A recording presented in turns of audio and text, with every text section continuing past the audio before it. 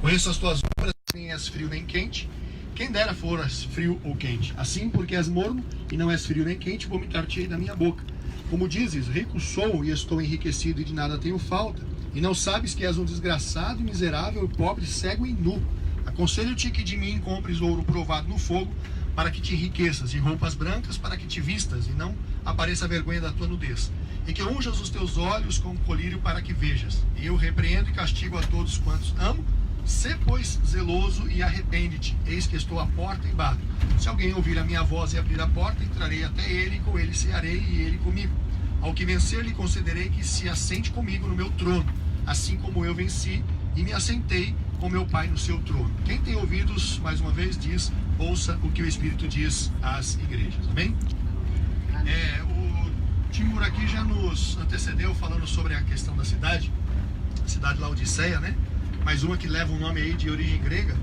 E é interessante a gente poder notar o que tudo aquilo que João vai falar, né, pelas revelações de Jesus Cristo, estava acontecendo na cidade, né? Quando ele fala, por exemplo, das águas, né? Quando ele fala, por exemplo, das roupas, da riqueza. Vocês puderam entender, pela situação que estão as ruínas, como que era há 2000 anos atrás isto, né? Como que era a suntuosidade dessa igreja, da cidade, de tudo que continha. Até agora, pelo que nós vimos, é o maior sítio arqueológico que nós podemos presenciar, né? Lembrando que ainda tem muita coisa para ver, né? Tem muita coisa escondida ainda que os arqueólogos vão achar, e a gente sempre ora a Deus, né? Nós como acadêmicos sempre oramos a Deus que eles achem mais, né?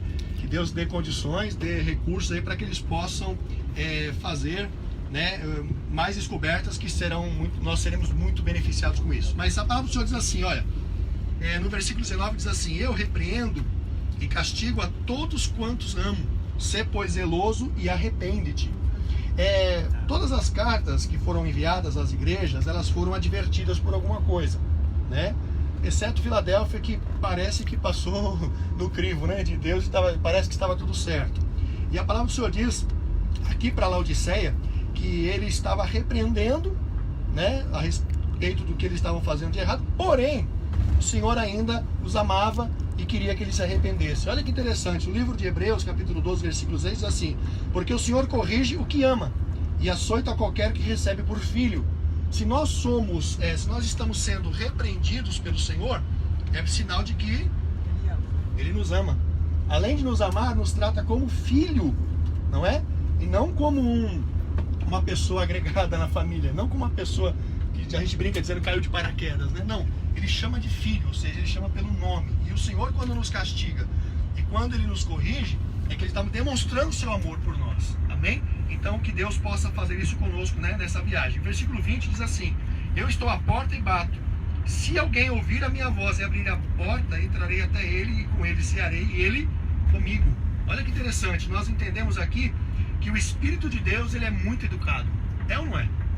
Ele nunca chega e toma posse, se apodera de uma vida, de uma pessoa. Ele pede permissão. Como que nós entendemos que o Espírito Santo está pedindo permissão para entrar na nossa vida? Quando ele começa a movimentar os nossos sentimentos, as nossas emoções, quando a gente começa a perceber que Deus está falando com a gente, em detalhes, em palavras, às vezes no hino, às vezes no momento de oração.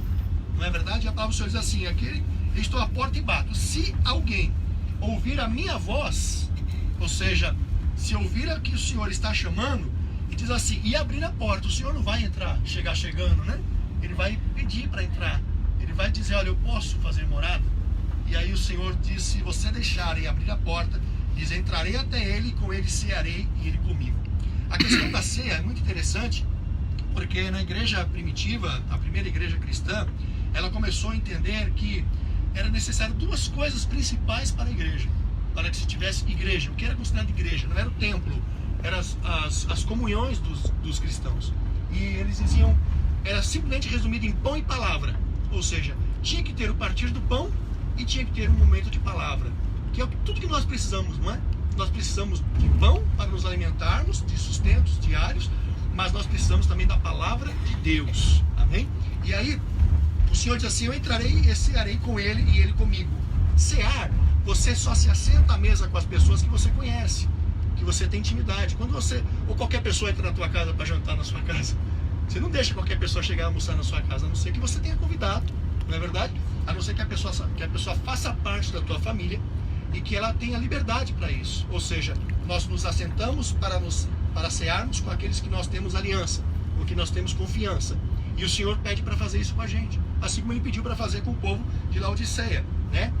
Assim como, por exemplo, ele fala a respeito, o Timor falou que eles tinham uma grande produção de roupas, de malharia, de alguma, né, de tecidos, que era muito forte na época, ou seja, gerava uma riqueza muito grande.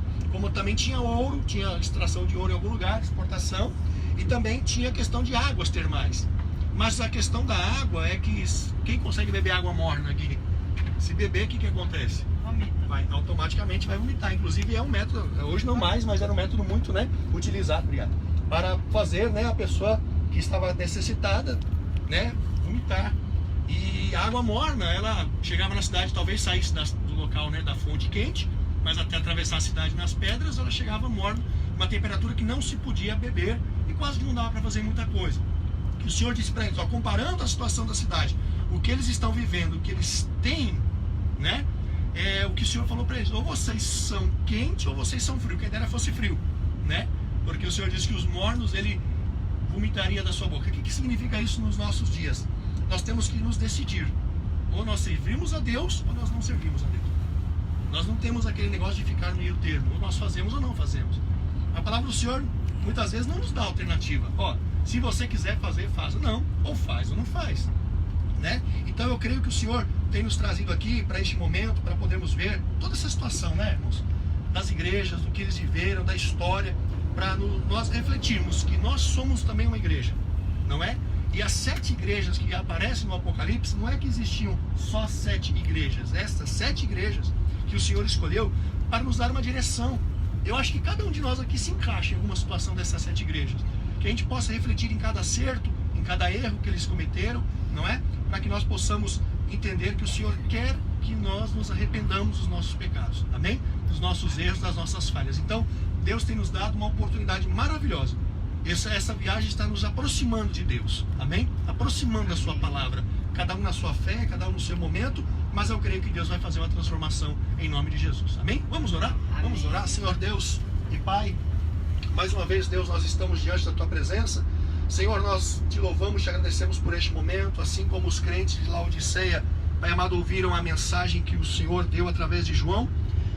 A carta que chegou às mãos deles talvez trouxe a muitos ali, eu creio, Senhor, trouxe um confronto muito grande, comparado às riquezas materiais, comparado às riquezas que o mundo estava oferecendo, Pai amado, mas que o Senhor tinha algo muito melhor para nos dar, o Senhor tem algo muito melhor para nos conceder.